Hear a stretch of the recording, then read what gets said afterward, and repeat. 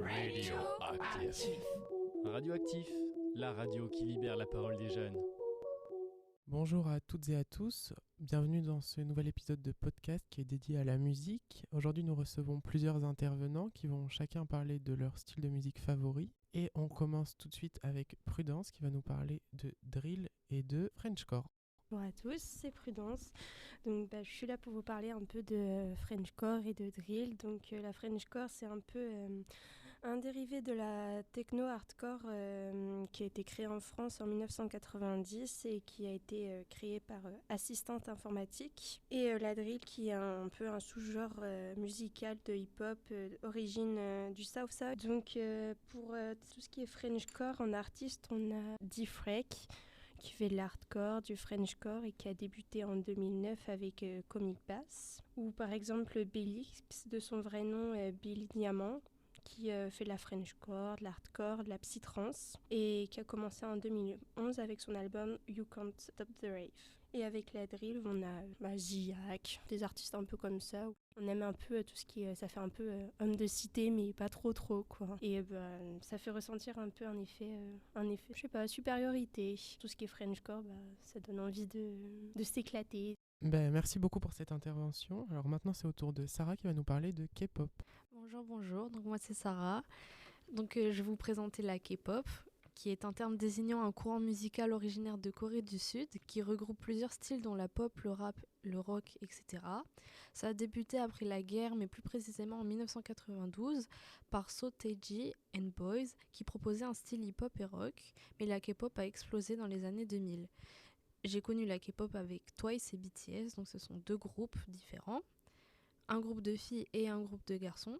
Ce que j'aime dans la K-pop, c'est le visuel des clips, leur voix, les tenues, les thèmes des albums qui sont propres à chaque groupe ou artiste, mais aussi les danses qui sont proposées pour chaque chanson. Donc moi j'ai deux artistes que je préfère, donc un groupe qui s'appelle TXT, qui a débuté en 2019. C'est un groupe de 5 personnes, donc 4 Coréens et un Américain. Ils ont 9 albums coréens et 3 albums japonais. Et sinon, c'est Loren, qui est un chanteur de rock, qui a débuté en 2021, qui a un album et 8 chansons. Merci beaucoup d'avoir partagé ton opinion. Alors maintenant, on va encore découvrir un autre genre différent avec Tanguy qui va nous parler de l'électro. Bonjour à tous, donc moi c'est Tanguy. Je vais vous parler d'un style électro, mais un style en particulier. Moi j'aime bien tout ce qui est la house, et du coup je vais vous parler d'un style vraiment à part, qui se nomme la Future House. C'est un style qui a été créé par un Français, Cocorico, en 2013. Un gars qui s'appelle Chami et qui a posté des sons sur SoundCloud. Il faisait des sons qui n'existaient pas avant. Alors, pour la blague, il l'a nommé Future House, et puis ça a pris. En 2014, un Hollandais du nom de Oliver Heldens a popularisé le style. Il a fait ses propres sons dans le même genre.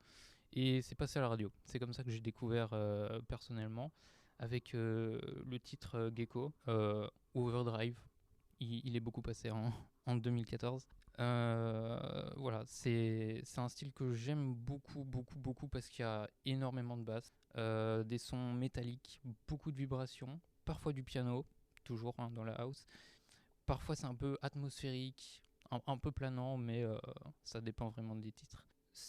C'est un style, un mélange entre la deep house et l'EDM, un peu chill et dance en même temps, et un peu aussi le style UK Garage, un peu moins connu mais un peu bizarre aussi. Le style a beaucoup changé. En 2015, il a eu énormément de popularité, et en 2016, c'est là qu'il y a eu une première scission entre ceux qui voulaient garder le style original et qui l'appellent Old School Future House, et ceux qui ont voulu garder un peu l'idée de base de Chami, que je rappelle l'artiste qui a créé le style. Lui, il voulait juste créer un style de house qui n'existait pas, donc il a dit que tous les styles de house qui n'existaient pas étaient de la Future House, et donc de cette scission, d'autres artistes ont voulu créer leur propre son, leur propre signature. Du coup, le son a beaucoup bougé.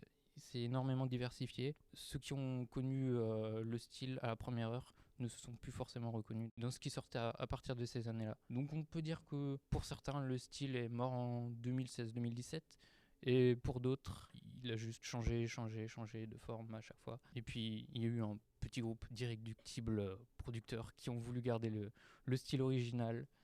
Ils l'ont gardé jusqu'en 2020 et puis ça n'a plus tenu quoi. Si vous aimez beaucoup les basses, foncez découvrir la Future House.